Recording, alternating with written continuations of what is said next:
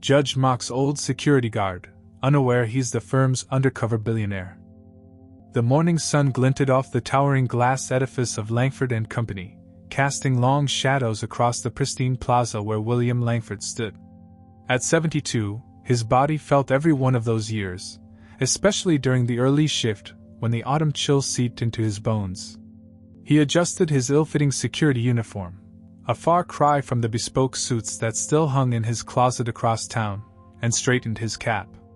"ID, please," William said to a young analyst rushing through the revolving doors, her eyes glued to her phone. She barely glanced up, flashing her badge with obvious irritation before hurrying toward the elevator bank. William watched her go, noting how she nearly collided with two other employees equally absorbed in their devices. No one spoke. No one smiled. This wasn't the company culture he had built over 4 decades. "They're like zombies," muttered Frank, the other security guard on duty. "Soul-sucking place, this is?" William nodded noncommittally. If Frank only knew that the humble older man beside him had once been the visionary who founded Langford and Company from nothing but a second mortgage on a small apartment, and an unshakable belief in ethical finance. "Heads up," Frank whispered. "His Royal Highness approaches." The massive glass doors swung open, and Richard Hale strode in, surrounded by an entourage of assistants and yes-men. At 45, Hale cut an impressive figure, tall, athletic, with expensively styled dark hair and a tailored suit that probably cost more than William's monthly security guard's salary. "Morning, Mr. Hale," William said, the greeting part of his carefully cultivated disguise. Hale's cold eyes swept over William with the barest acknowledgement. "The west entrance scanner was slow yesterday. Fix it." He continued walking without waiting for a response. "Isn't maintenance's job," Frank grumbled once Hale was out of earshot. "I'll handle it," William replied quietly. 10 years ago, William Langford had been at the pinnacle of his success. Langford and Company had grown from a boutique investment firm into a financial powerhouse with offices in 27 countries. The Wall Street Journal had called him the conscience of Wall Street, a financier who proved that ethics and profits weren't mutually exclusive. But a minor heart attack had served as a wake-up call. William had decided to step back from day-to-day operations, appointing Richard Hale, his most promising executive, as CEO while retaining his position as chairman of the board. For a while, he'd enjoyed semi-retirement, dividing his time between charity work and his passion for sailing. Then, 3 years ago, troubling reports began to surface. At first, they were just whispers, changes in company policy, high-performing employees mysteriously leaving, client complaints being buried. William had raised concerns at board meetings, only to be soothed by Hale's silver-tongued explanations and impressive profit reports. The breaking point came during a private dinner with Jessica Werner, his former chief compliance officer who had resigned to spend more time with family. According to the official announcement, "They pushed me out, Will," she'd confessed after her second glass of wine. "I caught them manipulating risk assessments on the Abbott pension fund, a clear violation of fiduciary duty. When I confronted Richard, he gave me a choice: take a generous severance package or face a manufactured scandal that would ruin my career." That night, William had made his decision. Rather than storm in with his remaining authority, as majority shareholder, and risk having evidence destroyed, he would observe from within. He legally transferred most of his visible assets to a series of trusts and holding companies, maintaining control while creating the appearance of having divested. Then, he simply disappeared from public life. 6 months later, William Evans, his mother's maiden name, applied for a security position at Langford and Company headquarters. With a doctored resume showing a career in law enforcement followed by retirement and a need for supplemental income, he was hired with minimal scrutiny. Who would suspect that the stooped old man checking IDs at the door was actually worth billions? Now, as employees streamed past him into the building, William reminded himself why he endured the discomfort and indignity. From his position at the security desk, he saw everything: the fear in employees' eyes when summoned to the executive floor, the late-night document shredding sessions, the gradual erosion of the principles upon which he had built the company. He'd been gathering evidence meticulously, photographs of documents taken during his security rounds, conversations recorded during his shifts, confidential files accessed through the security office's systems access that everyone overlooked. He had amassed enough material to bring down Hale and his accomplices 10 times over. But William needed more. He needed to understand how deep the corruption went, who else was involved, and most importantly, if there was anything worth salvaging from the company he had poured his life into. His contemplation was interrupted by a commotion at the reception desk. A group of people in suits, distinctly not Langford employees, were engaged in an intense discussion with the receptionist. "Sir," the woman called to William, her voice tight with stress. "These people are from the district attorney's office. They're insisting on speaking with Mr. Hale immediately." William's heart raced as he approached them. A tall woman stepped forward, flashing a badge. "Special Prosecutor Elena Diaz," she introduced herself. "We're here to serve a subpoena to Richard Hale and several other executives regarding allegations of securities fraud." As William directed them to the executive floor, he felt a strange mixture of vindication and sorrow. The investigation he had anonymously triggered months ago was finally bearing fruit. Soon, he would reveal himself and reclaim what was his, not for the power or the money, but for justice. What William couldn't know was that the courtroom where this drama would ultimately unfold was presided over by a judge with his own secrets to protect. Secrets that connected directly to Richard Hale and the corrupt empire he had built on the foundation of William's life's work. The Manhattan Federal Courthouse loomed like a fortress of stone and justice as William climbed the steps, his security uniform exchanged for a modest off-the-rack suit. Inside, Courtroom 714 buzzed with tension. Financial reporters huddled in corners, whispering about the high-profile fraud case against Langford and Company that had rocked Wall Street for weeks. William slipped into a back row seat, just another anonymous spectator.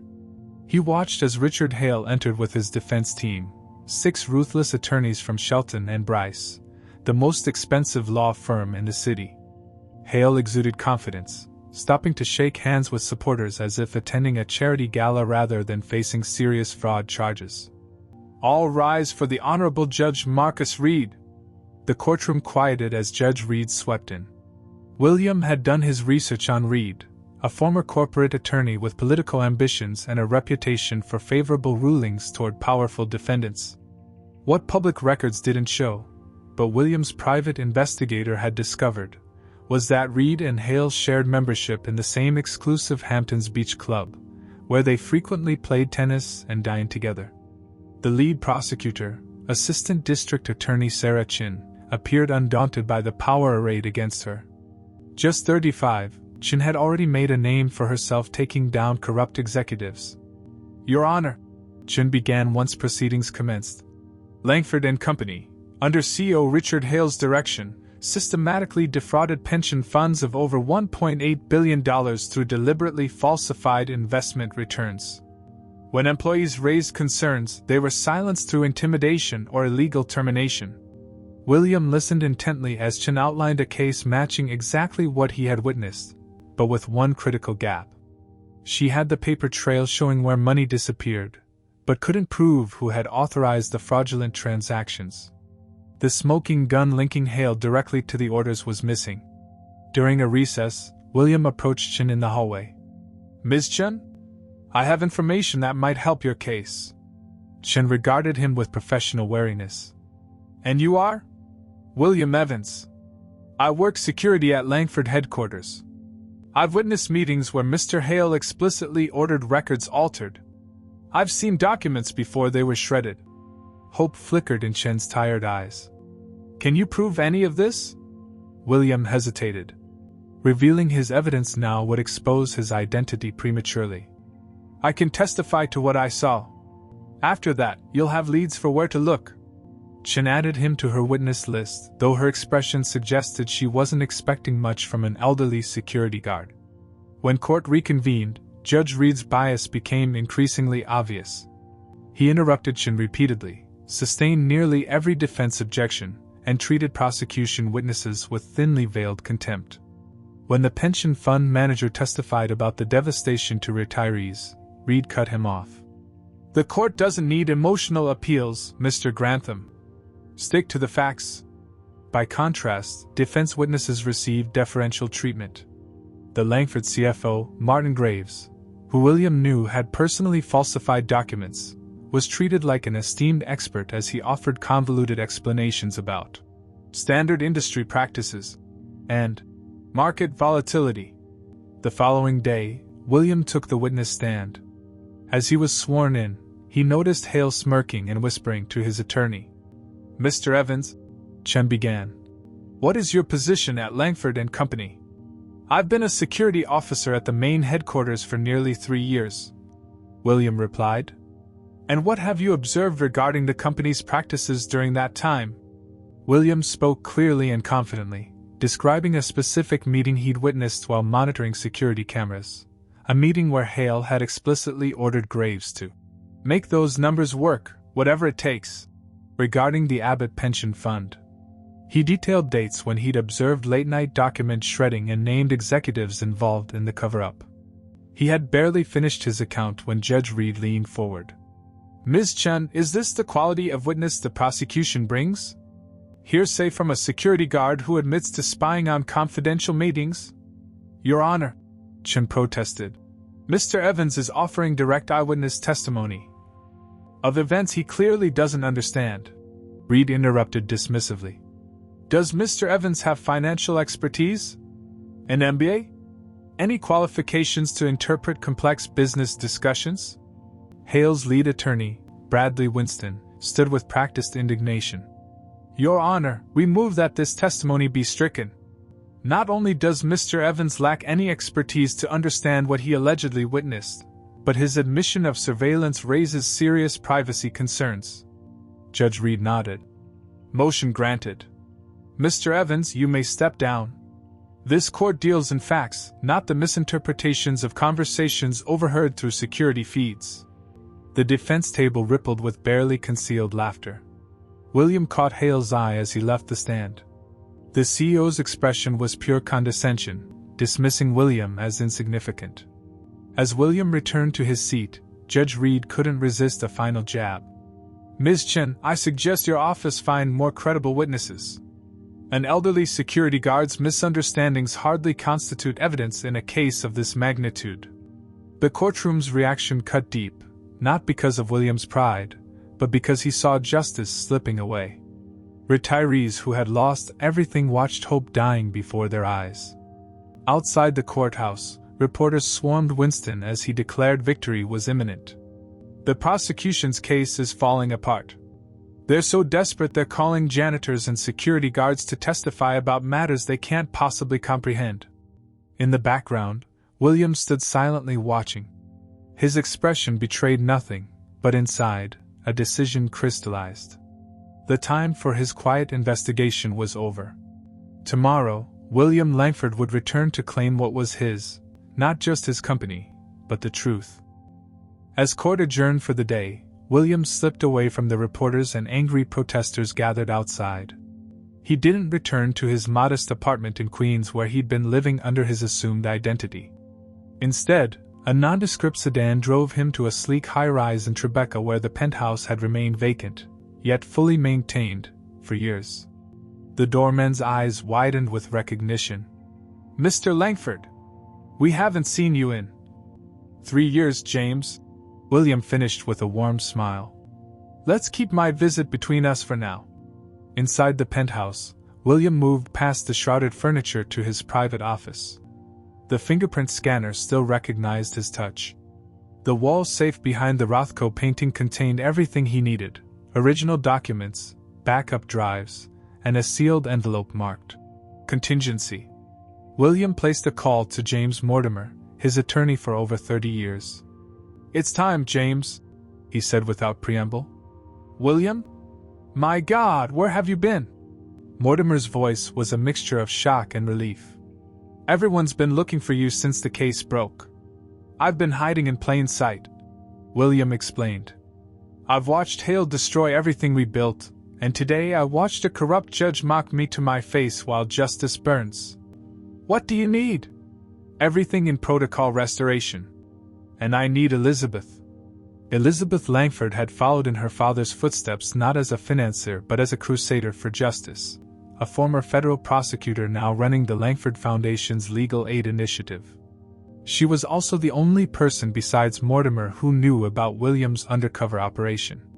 3 hours later, the penthouse dining room had transformed into a war room. Elizabeth paced as she studied documents, her analytical mind synthesizing the evidence her father had gathered. "Dad, this is explosive," she said, eyes wide. "You have Hale on tape explicitly ordering the manipulation of the Abbott Fund. And these offshore transfers, they lead straight to Judge Reed's Cayman account." William nodded grimly. "Reed has been in Hale's pocket for years.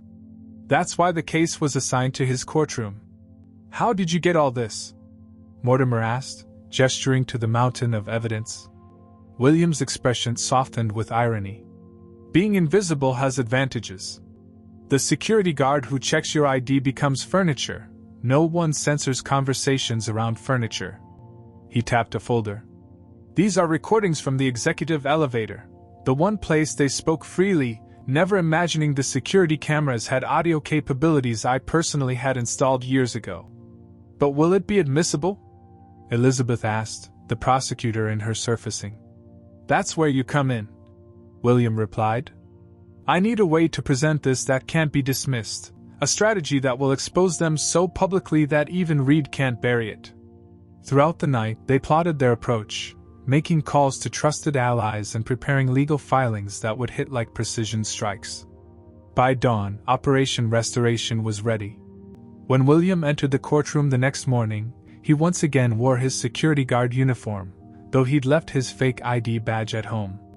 He sat quietly in the back, watching the proceedings with newfound patience. The prosecution was presenting financial records, and Judge Reed was making little effort to hide his boredom.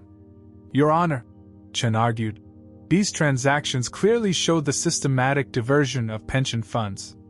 Reed sighed theatrically. "Ms. Chen, you've shown us spreadsheets that could be interpreted numerous ways. Do you have anything connecting these transactions directly to the defendants?" "We've requested those records repeatedly, Your Honor, but Langford and Company claims they don't exist." "Because they don't," Winston interjected smoothly. "The prosecution is fishing for evidence of crimes that never occurred." Judge Reed nodded sympathetically. "Without direct evidence linking Mr. Hale to these decisions, Ms. Chin, I'm inclined to grant the defense motion to dismiss." This was the moment William had been waiting for. He stood up. "Your Honor, if I may address the court?" Reed squinted, recognizing the security guard from the previous day. "Mr. Evans, you've been dismissed as a witness. Please sit down or I'll have you removed."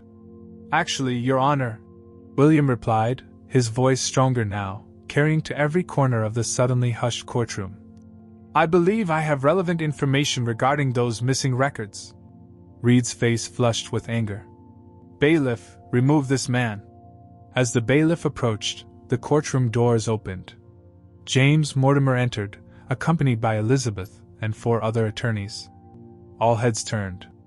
"Your Honor," Mortimer announced formally, "I am James Mortimer, representing William Langford, founder and majority shareholder of Langford and Company." A confused murmur spread through the courtroom. Richard Hale half rose from his seat, his face a mask of confusion. "Langford hasn't been seen in years," Judge Reed said. "What is the meaning of this interruption?" William stepped into the aisle, removing his security cap. He stood straighter now, the stoop in his shoulders gone, his eyes clear and commanding. "I am William Langford, Your Honor." The courtroom erupted. Reporters fumbled for their phones. The bailiff froze mid-stride. Richard Hale's face drained of all color. Judge Reed banged his gavel repeatedly. "Order! I will have order!" When the noise finally subsided, Reed glared at William. "Mr. Langford, if you are indeed who you claim to be, this theatrical display is highly inappropriate. Where have you been while your company faces these serious allegations?" William smiled calmly. "I've been working security at the front desk of my own building, Your Honor. Watching.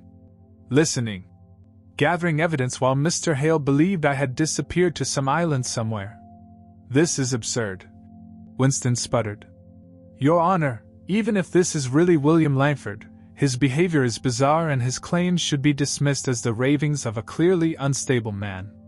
Reed nodded vigorously. I agree. Mr. Langford, you are out of order. This court will not be turned into a circus for your amusement. Very well, William replied, seemingly unfazed. Then perhaps Your Honor would prefer to discuss these matters in your chambers, specifically, how $2.3 million was transferred from Hale's Cayman account to your own 3 days before you were assigned this case. The blood drained from Judge Reed's face. William had just publicly accused a federal judge of taking a bribe. And tomorrow, the real fireworks would begin. Judge Reed's gavel crashed down with such force that its head splintered against the sound block. This court is in recess. Bailiff, secure this room. No one leaves. The courtroom erupted into chaos. Reporters lunged toward exits to file their breaking stories while photographers angled for shots of William Langford, the billionaire who'd been hiding as a security guard. Richard Hale huddled with his legal team, their urgent whispers lost in the tumult. Sir? The bailiff approached William, clearly uncertain how to handle the situation. Judge Reed demands you come to his chambers immediately. William nodded calmly. I anticipated as much. My attorneys will accompany me. Judge Reed's chambers presented a stark contrast to the public chaos. Here, the panic was contained but palpable. The judge paced behind his desk, his robes billowing with each sharp turn. When William entered with Mortimer and Elizabeth, Reed's face contorted with fury. How dare you make such accusations in my courtroom? I'll have you disbarred, he shouted at Mortimer, deliberately ignoring William. That would be difficult, Elizabeth interjected coolly. Considering the evidence we've already filed with the Judicial Conduct Committee and the FBI. Reed froze. What evidence? William stepped forward, the disguise of subservience completely gone now. His posture was commanding, his voice resonant with the authority of a man who had built a financial empire from nothing. Let's not play games, Marcus. 3 days before case assignments were announced, you received $2.3 million to a shell company in the Caymans. The money originated from Hale's private account, triangulated through 3 separate entities to obscure its source. Reed collapsed into his chair. That's impossible. No one could trace. I built my first fortune tracing financial irregularities, William said simply. And I installed the security systems at Langford and Company myself, including the executive elevator's audio recording feature that captured Hale bragging about how he owned you. Color drained from Reed's face. This is blackmail. No, William corrected. This is justice. In exactly 20 minutes, federal agents will enter this courthouse with warrants. The only question is whether you'll be wearing handcuffs when they escort you out. Reed's eyes darted frantically between the 3 faces before him. What do you want? Recuse yourself, William replied. Cite a previously undisclosed conflict of interest. Recommend Judge Anita Hernandez as your replacement. She has no connections to this case and a reputation for absolute integrity. And then what? Reed's voice had shrunk to a whisper. And then you cooperate fully with the federal investigation, Elizabeth stated. If your cooperation is deemed valuable, we won't object to a plea agreement. The path of self-preservation clear, Reed reached for his phone. When the 3 returned to the courtroom, an expectant hush fell over the gallery. Judge Reed looked ashen as he took the bench. In light of information regarding potential conflicts of interest that has just come to my attention, he announced, his voice strained, I am recusing myself from this case, effective immediately. Court administration will reassign the matter to another judge. Court is adjourned until further notice. As Reed fled the bench, William found himself face to face with Richard Hale for the first time in years. Gone was the arrogant CEO's smugness, replaced by a desperate calculation. William, Hale hissed, whatever game you're playing. This isn't a game. William cut him off. It's a reckoning. Before Hale could respond, the courtroom doors swung open. Federal agents streamed in, led by a stern-faced woman who identified herself as Special Agent Diane Harper. "Richard Hale," she announced, "you're under arrest for securities fraud, wire fraud, racketeering, and bribery of a federal judge." As agents handcuffed Hale, Winston attempted to intervene. "My client denies all allegations and will be pleading not guilty." "Interesting strategy," Agent Harper replied coldly. "Considering we have recordings of Mr. Hale explicitly ordering fraudulent activities and discussing judicial bribes." The spectacle of Richard Hale being led away in handcuffs dominated the media for days. But it was William Langford's story that captivated the public imagination, the billionaire who had disguised himself as a security guard to expose corruption from within. 2 weeks later, William sat in a conference room overlooking Manhattan, surrounded by Langford and Company's board of directors. The mood was somber yet deferential. These men and women had just learned how completely they had been deceived by Hale, and how thoroughly William had documented their failure to provide proper oversight. "The company has lost public trust," William stated flatly. "Rebuilding begins with accountability." "What exactly are you proposing, William?" asked Diane Chin, the board's most senior member. In response, William slid folders across the table to each director. "My terms for not pursuing legal action against the board for negligence. First, 3/4 of all director fees for the past 5 years will be donated to a fund for employees and pensioners harmed by Hale's actions." Uncomfortable shifting and murmurs filled the room, but no one objected. "Second, the board will be reconstituted with equal representation from major stakeholder groups, including employee representatives. Third, a new ethics committee with real power will be established, chaired by my daughter, Elizabeth." William stood, looking each director in the eye. "And finally, you will unanimously support my nomination of Maya Patel as the new CEO." "The academic?" one director blurted incredulously. "She has no executive experience." "She has something more valuable," William countered. "Integrity and vision. She wrote the book on ethical finance that I used to build this company, the principles Hale abandoned." As the meeting concluded, William stepped to the window, gazing at the city spread below. For 3 years, he had lived in shadows, dismissed and invisible. Now he stood in the light again, not for glory or power, but because sometimes, justice required stepping forward when everyone expected you to disappear. The company that bore his name would be reborn. But first, there was one final act of accountability to witness: the day Judge Marcus Reed would face the consequences of his corruption. The federal courthouse buzzed with anticipation on the morning of Judge Marcus Reed's arraignment. Journalists jostled for position, their cameras trained on the building's imposing entrance. This wasn't just another corruption case. It was the implosion of a man who had wielded judicial power as a weapon for the wealthy.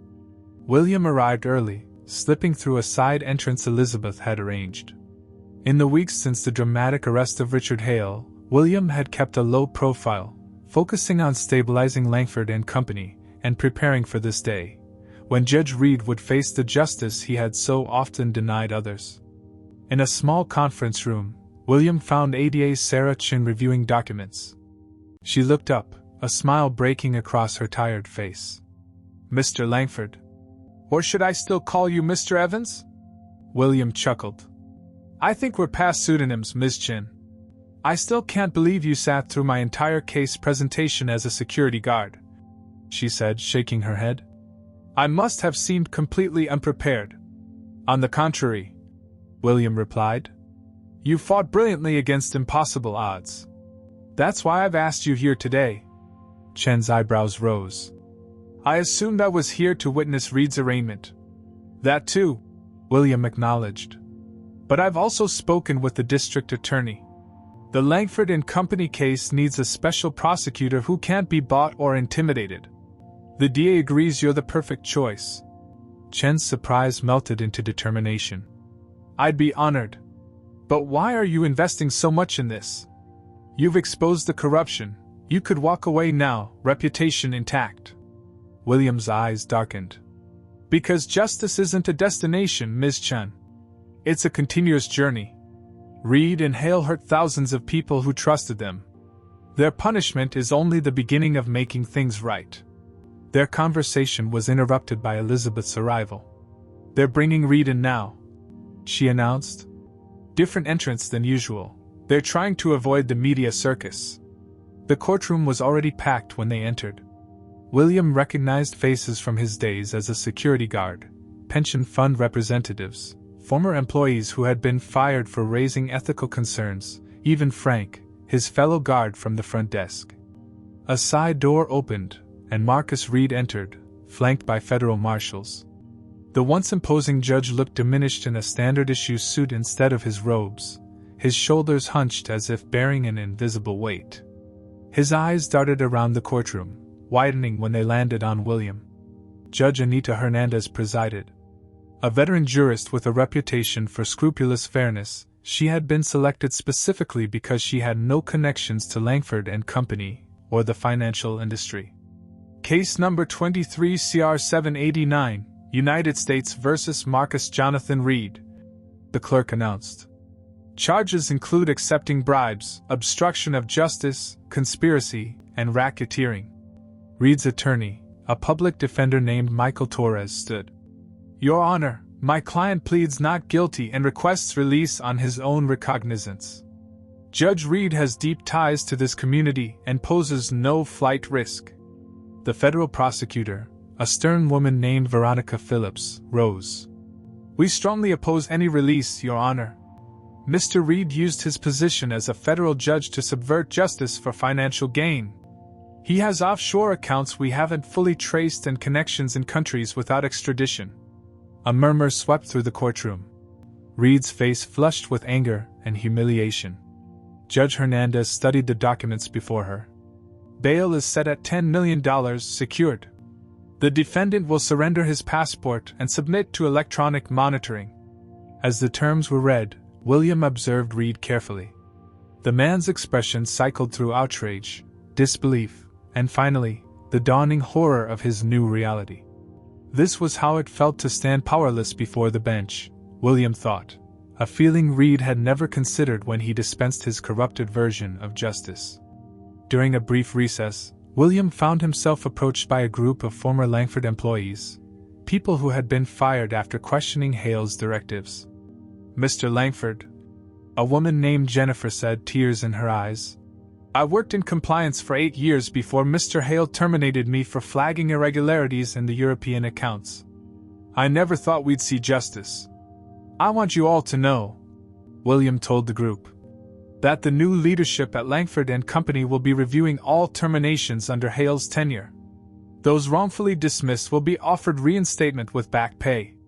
As the proceedings resumed, the prosecution presented their evidence, meticulous financial records showing payments to Reed, recordings from Langford and Company's executive elevator, and most damning of all, Reed's own text messages with Hale, recovered from the CEO's seized phone. We need to ensure this case lands in your courtroom, Hale had written. The usual arrangement applies. Reed's reply. Understood. My vacation fund thanks you in advance. These exchanges were projected on screens throughout the courtroom. Reed seemed to physically shrink with each new revelation, the weight of his corruption now visible to all. During the evidence presentation, William noticed a familiar face in the back row, Richard Hale, brought in from detention to observe his co-conspirator's arraignment. Their eyes met briefly.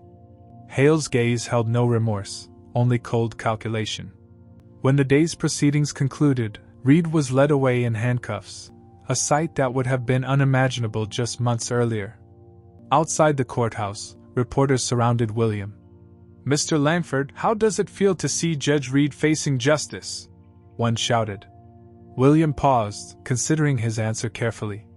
This isn't about personal satisfaction. It's about restoring faith in our institutions.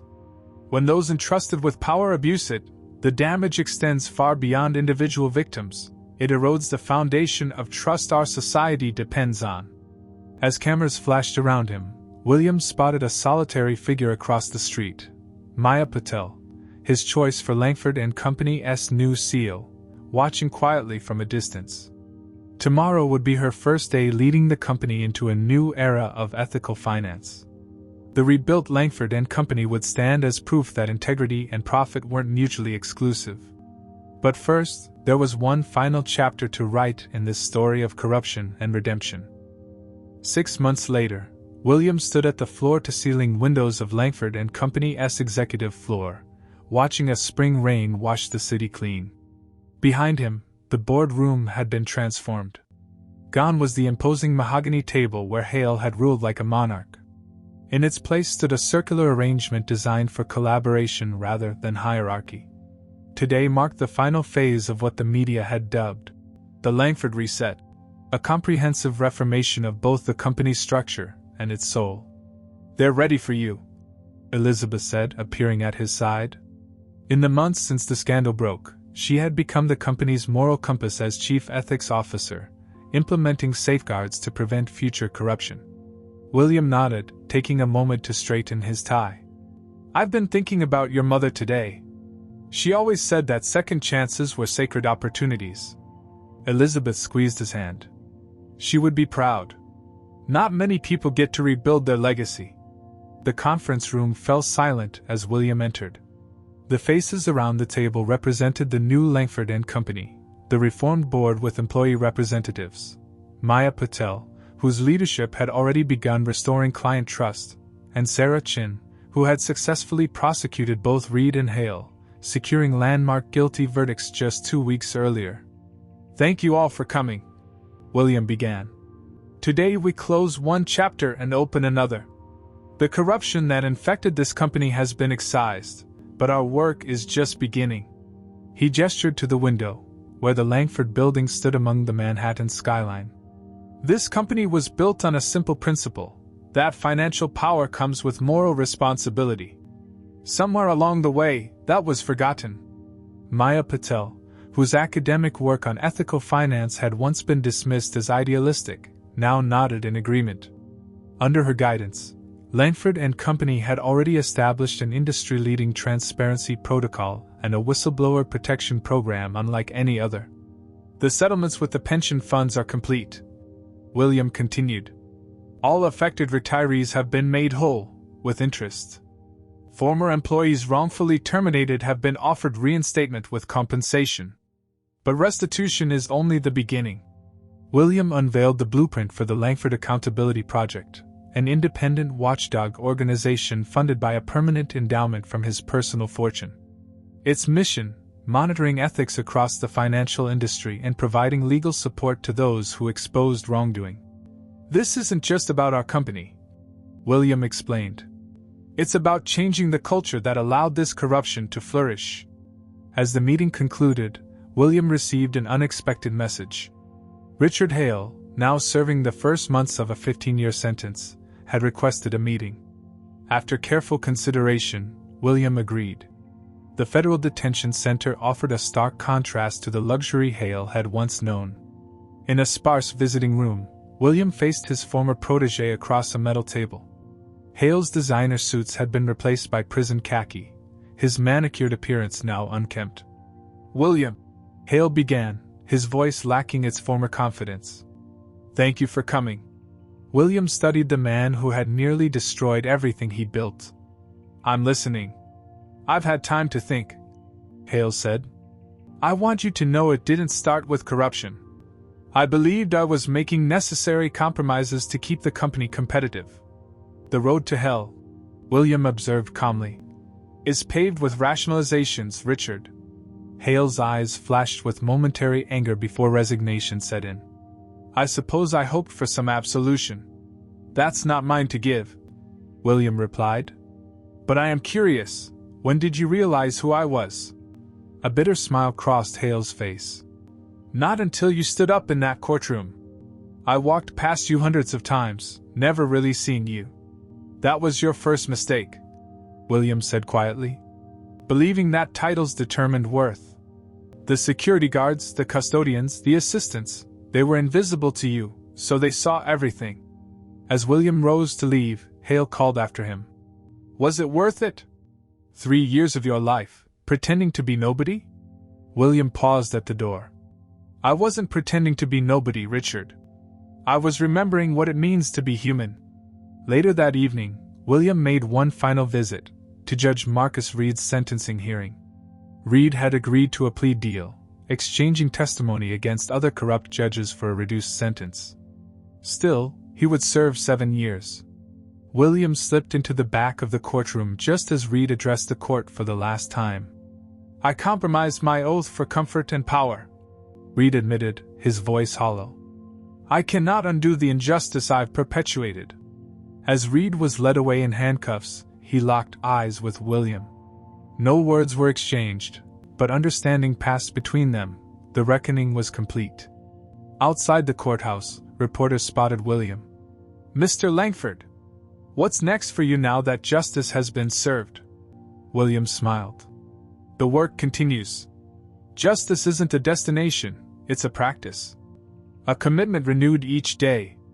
The next morning, employees arriving at Langford and Company headquarters found William Langford standing beside Maya Patel at the security desk, personally greeting each person as they entered. Many did double takes, unable to reconcile the billionaire founder with the man who had once checked their IDs. In the lobby, a new installation had been unveiled, a wall bearing the names of every employee, past and present, regardless of position. At its center, a simple inscription. "At Langford and Company, we believe that integrity is our true wealth, transparency our strength, and that every role, from security guard to CEO, forms the foundation of our success. No one is invisible. Everyone matters." As the morning sun streamed through the atrium, William showed Maya to her office, his old office, before heading to his new role as chairman of the Ethics Committee. He'd chosen a modest space on the ground floor, near the security desk. His journey had come full circle. The man once mocked as just a security guard had transformed an industry by remembering what truly mattered, not the power of position, but the power of principle. William Langford had lost his company and found its soul.